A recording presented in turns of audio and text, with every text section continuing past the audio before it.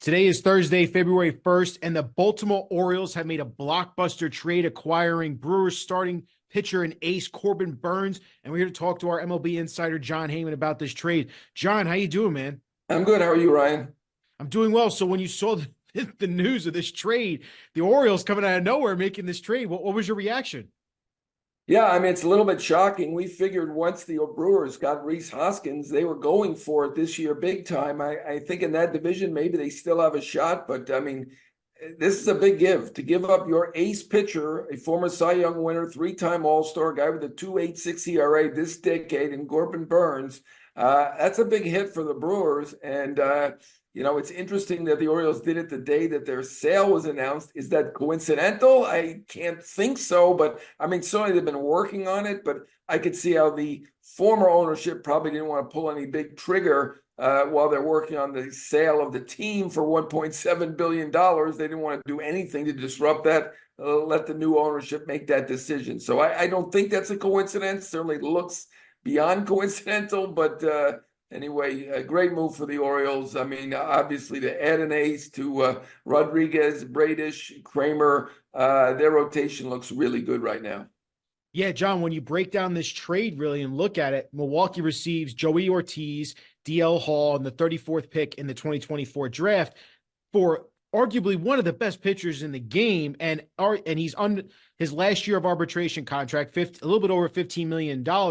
So ultimately, do you feel like this is just an ultimately great trade for the Orioles and a team that won the AL East this past year? Yeah, I mean, it's a great trade for the Orioles, but I don't think it's a bad trade for the Brewers, except for the timing of it. Now, going into the season, now we're looking at this team a little bit differently in terms of what they got back. They got a decent amount back. I mean, Joey Ortiz is an outstanding shortstop prospect. He was never going to be able to play for the Orioles. They have Gunnar Henderson, the Rookie of the Year. They have Jackson Holliday, the #1 prospect in baseball. I mean, he was absolutely buried there. So if anybody's thrilled about this trade beyond Orioles fans, it's Joey Ortiz, a really good defensive shortstop. He is 25 years old now. It's probably time that he gets to start to play fairly soon, but he will be a good replacement for Willy Adames whenever he goes. I don't know that they're trading him now or not, but if it's a year that Ortiz has to wait, at least it's only a year. If you're behind Jackson Holliday, you're going to be waiting 20 years. So DL Hall, outstanding left-handed pitcher, could be a replacement for Devin Williams at the back end there, he'll be a free agent soon as well, but he may be a starter too. Left-hander, has gone up to 98, generally throws around 96, so very big arm. So, I mean, the Brewers did well, and of course they got the supplemental pick, but, I mean, they've made trades like this before in the middle of the year when they traded Josh Hader. That upset everyone. I mean, this trade's kind of been rumored. It's just the timing's a little bit surprising as we're now within 2 weeks of pitchers and catchers reporting. And obviously, DL Hall will be reporting somewhere else. Ortiz will be reporting somewhere else. Eventually, he's not a pitcher or catcher, and Corbin Burnes will now be reporting to Florida instead of Arizona. Wow, John, great way to break it down. And it's just amazing that Orioles still have the top prospect in baseball and they still were able to acquire a Cy Young pitcher like this.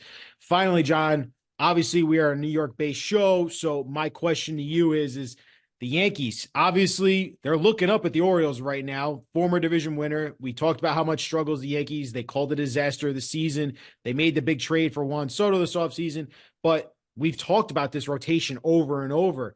Does this put any more pressure on Brian Cashman and company to maybe look at that rotation and say, all right, we're seeing the Orioles. They're getting they're getting really good now. Do we make another move to maybe counter this a little bit?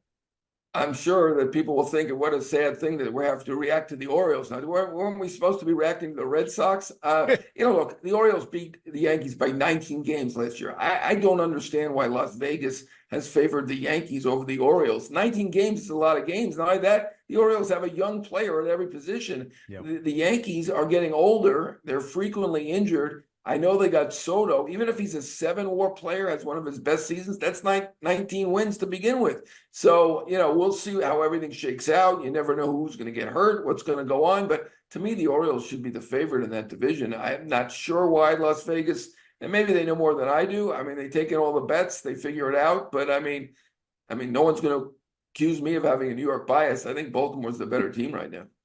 I would have to agree, John. It's scary times right now, and it just makes it more intriguing how this division is going to play out. We appreciate you as always for jumping on with us and giving us your breakdown and reaction to the trade. Thank you as always, man. All right, thanks, Ryan.